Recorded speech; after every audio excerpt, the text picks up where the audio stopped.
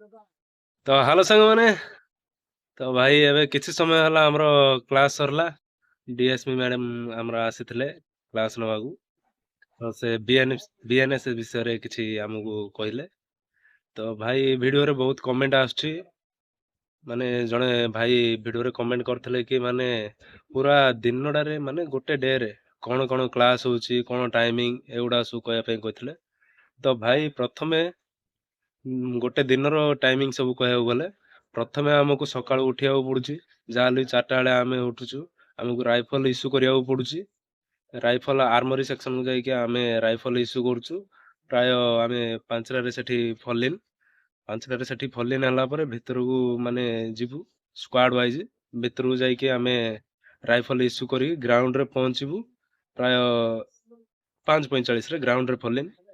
ତ ସେଥି ଭିତରେ ଗ୍ରାଉଣ୍ଡରେ ଫଲିନ୍ ହେଲା ପରେ ଆମର ସେତେବେଳେ ପିଟି କ୍ଲାସ୍ ନାହିଁ, ତ ପିଟି ବନ୍ଦ କରିଛନ୍ତି। ଆମର ପ୍ୟାରେଡ୍ ବିଷୟରେ ପ୍ୟାରେଡ୍ ସବୁ ଚାଲିଛି। ତ ପ୍ୟାରେଡ୍ଟି ଯେହେତୁ ଚାଲିଛି, ଆମର କ୍ଲାସ୍ଟା ସରିଲା ବେଳେ ଆମର ଯାହାହେଲେ ବି 10ଟା ହେଇଯାଉଛି। ସେପଟରୁ ଆସିଲା ବେଳେ 10ଟା ହଉନି ତ 9ଟା ହଉଛି। 9ଟା ହଉଛି। ତ 9ଟା ବେଳେ ଆସିଲା ପରେ ଆମେ ଯାହା ବି ଆମର ଟିଫିନ୍ ଫିଫିନ୍ ଯାହା ଆଣିକି ରୁଟି ଯାହା ବି ଖାଇବା କଥା ତାହା ଆଣିକି ଖାଉଛୁ।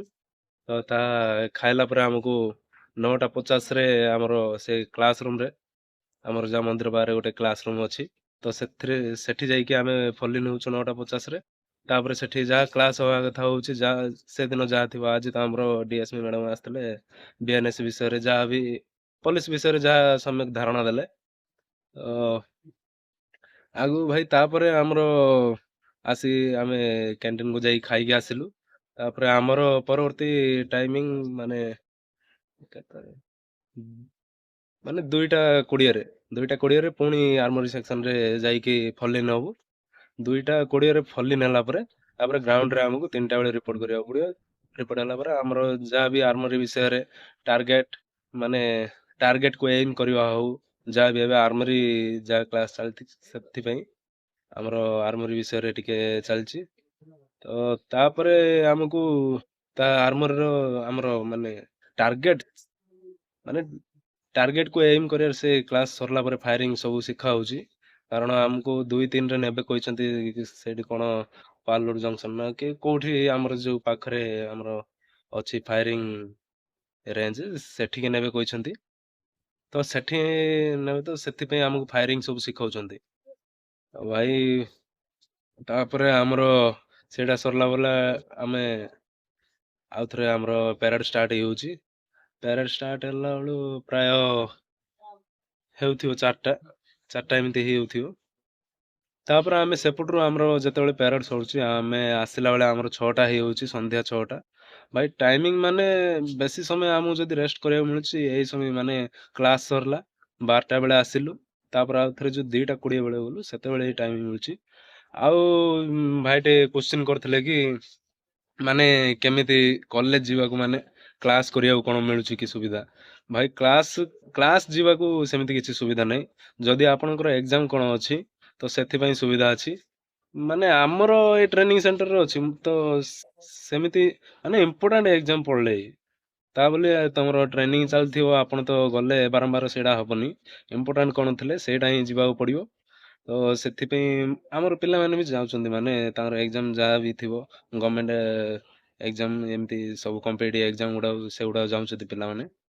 ତ ଭାଇ ସୁବିଧା ଅଛି, କିନ୍ତୁ କ୍ଲାସ୍ ପାଇଁ ଯୋଉ କହୁଥିଲ, କ୍ଲାସ୍ ପାଇଁ ଭାଇ ନାହିଁ। କ୍ଲାସ୍ ପାଇଁ ତ କିଏ ବି ଛାଡ଼ିବେନି, କୌଣସି ଟ୍ରେନିଂ ସେଣ୍ଟରରେ ବି କ୍ଲାସ୍ ପାଇଁ କିଏ ଛାଡ଼ିବେ ନାହିଁ। ତ ଭାଇ କ୍ଲାସ୍ ପାଇଁ ଗଲା। ତ ଆହୁରି ଭାଇମାନେ କମେଣ୍ଟ କରୁଛନ୍ତି ତ ଡ୍ରାଇଭିଂ ରିଲେଟେଡ୍ କ୍ୱେଶ୍ଚିନ୍ କିଛି, ଆଉ ପେଣ୍ଟର ରିଲେଟେଡ୍ କ୍ୱେଶ୍ଚିନ୍ ଆଣିବା ପାଇଁ। ଭାଇ ଆମର ତ ଏଠି ମାନେ ପେଣ୍ଟର କିଛି ପୋଷ୍ଟ ଭେକାଣ୍ଟ ନଥିଲା, ତ ସେଥିପାଇଁ ଆମର ଭାଇମାନେ ବି କିଏ ନାହାନ୍ତି।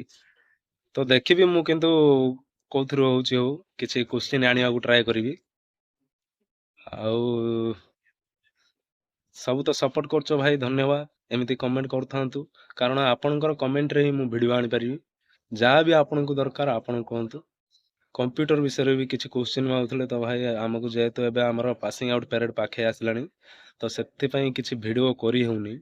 ତ ଆଗକୁ ଦେଖିବା ଯେତେବେଳେ ଆମର ଟ୍ରେନିଂ ସରିଯିବ, ଆମର ନିଜ ନିଜ ପୋଲିସ ଷ୍ଟେସନକୁ ଗଲା ପରେ ଆମକୁ ଯାହା ବି ଟାଇମ୍ ମିଳିବ ସେତେବେଳେ ଟାଇମ୍ ବାହାର କରିକି କିଛି ଭିଡ଼ିଓ କରିବାକୁ ଟ୍ରାଏ କରିବି।